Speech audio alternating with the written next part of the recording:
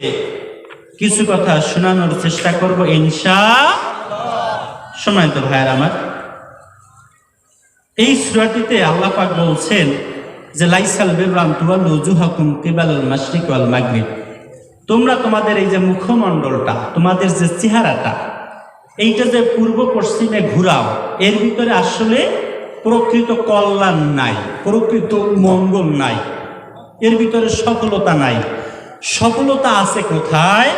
সফলতা আছে তোমরা যদি 10টা কাজ করতে পারো তাহলেই তোমরা সফল কাম হবে। কাজ কয়টা? 10টা। যে পূব দিকে মাথা ফিরাবা, পশ্চিম দিকে মাথা ফিরাবা, তোমার চেহারা ঘুরাবা, এর ভিতরে মূলত কোনো কল্যাণ নাই। কল্যাণ আছে যদি তোমরা 10টি কাজ করতে পারো। জোরে বলুন, কয়টি কাজ? আরো জোরে বলুন। 10টি কাজ। সম্মানিত হাজিরিন, এই আয়াতটা নাজিল হলো কেন? নাজিলের কারণ যদি না জানা যায়, প্রেক্ষাপট যদি না জানা যায়, তাহলে আয়াতের ভিতরে আল্লাহ পাক কি বুঝাতে চেয়েছেন সেটা আমরা বুঝতে ব্যর্থতার পরিচয় দিব। এখনই অনেকের মাথার ভিতরে চিন্তা করতেছে যে পূব দিক পশ্চিম দিক মাথা ফিরালে পড়ে এর ভিতরে কল্যাণ নাই, তো কিছুই বুঝলাম না। কিছু বুঝতে পারছেন? সামনের কথাগুলো অন্তরের চক্ষু দ্বারা দেখতে হবে, অন্তরের কান দ্বারা শুনতে হবে ইনশাআল্লাহ। সম্মানিত ভাইয়ের আমার, তা আল্লাহ পাক বললেন যে পূর্ব পশ্চিমে যে মাথা ঘুরাবা, এর ভিতরে কল্যাণ নাই। কল্যাণ আছে 10টি কাজের ভিতরে। এখন পূব দিক পশ্চিম দিক যে মুখমণ্ডল ফিরালে পরে কল্যাণ নাই, এই কথা বললেন কেন? এই কথাটা বলার কারণ কি? সম্মানিত ভাইয়ের আমার, লক্ষ্য করুন। এই কথাটা বলার কারণ হলো নবীজি সাল্লাল্লাহু আলাইহি ওয়াসাল্লাম পবিত্র মক্কায় ছিলেন, এরপরে আবার মদিনায়ও ছিলেন কিনা? তো নবীজি সাল্লাল্লাহু আলাইহি ওয়াসাল্লাম তিনি যখন পবিত্র মক্কা নগরীতে ছিলেন, তো মক্কায় থাকা অবস্থায় নবীজি সাল্লাল্লাহু আলাইহি ওয়াসাল্লাম হাজরে আসওয়াদ এবং রুকনে ইয়ামানি, এই দুইটা জায়গার মাঝখানে দাঁড়িয়ে সমান সমানভাবে নামাজ পড়তেন। অর্থাৎ এমনভাবে দাঁড়াতেন যে দুইটার মাঝখানে, দুইটাকে সমান সমান রাখতেন। কথা বুঝতে? নবীজি সাল্লাল্লাহু আলাইহি ওয়াসাল্লাম পবিত্র মক্কায় থাকা অবস্থায় যেখানে দাঁড়িয়ে নামাজ পড়তেন, কিন্তু মক্কা থেকে তিনি যখন মদিনায় চলে গেলেন, এখন সেখানে যাওয়ার পরে তার ওই জায়গায় দাঁড়িয়ে নামাজ পড়া সম্ভব নয়।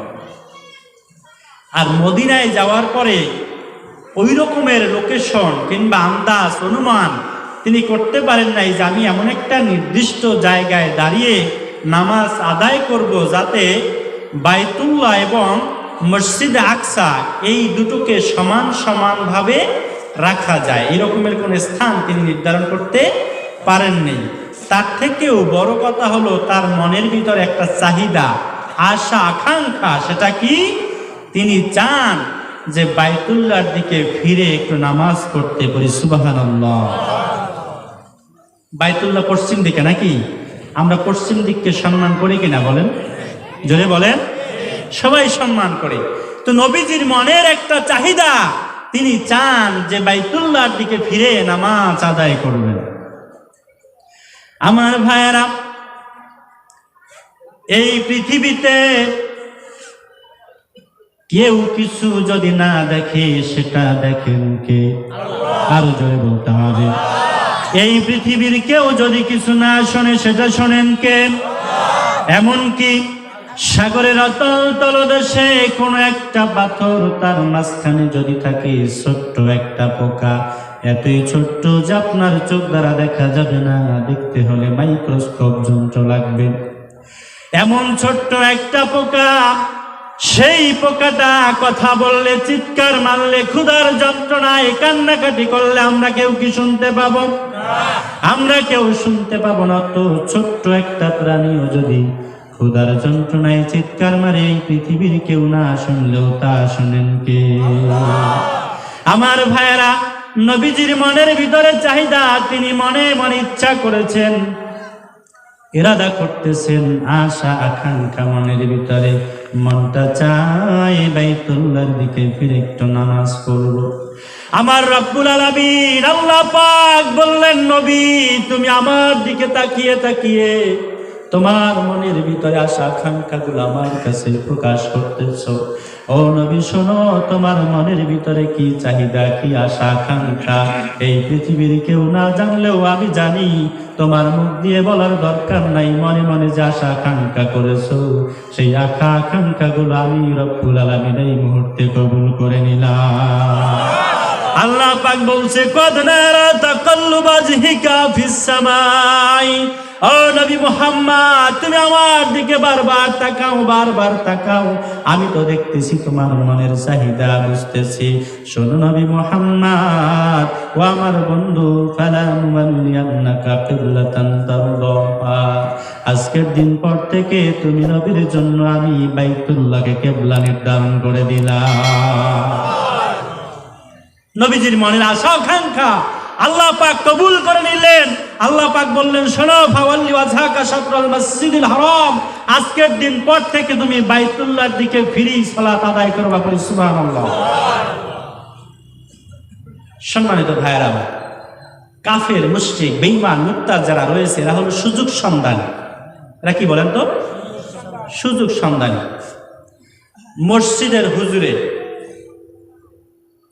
হাঁটতে এখন পরে পশ্চিম দিক ফিরে, কারণ সমালোচনা করার সুযোগ একটা হলো। ছোট্ট একটা ঘটনা শোনাই। নবীজি সাল্লাল্লাহু আলাইহি ওয়াসাল্লাম সপ্ত আকাশ ছেদ করে মহান আল্লাহ পাকের কাছে চলে গেলেন। বলে আল্লাহু আকবার। তিনি চলে আসলেন। আবু জেহেল সকালবেলা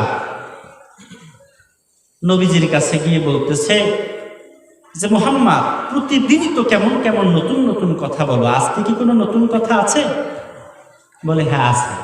কি নতুন কথা? আজকের নতুন কথা হলো এই যে আমি সপ্তাকার ছেদ করে মহান রব্বুল আলামিনের কাছে চলে গিয়েছি।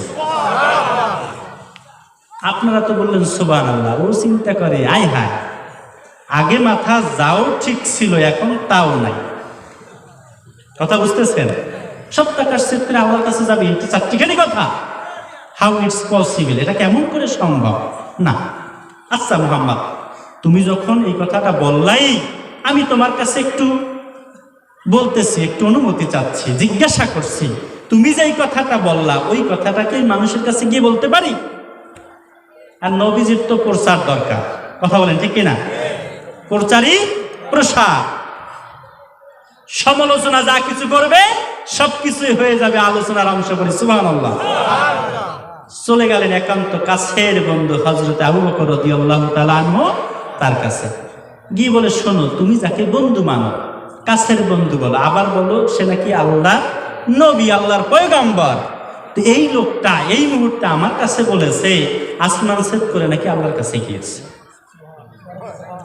আমার ভাইয়েরা, হযরত আবু বকরের কাছে গিয়েছিল, উদ্দেশ্য হলো এই, তার কাছে এই কথা বলে নবীজির কাছ থেকে তাকে দূরে সরাবে। কিন্তু আবু বকর তো দূরে সরলেন না।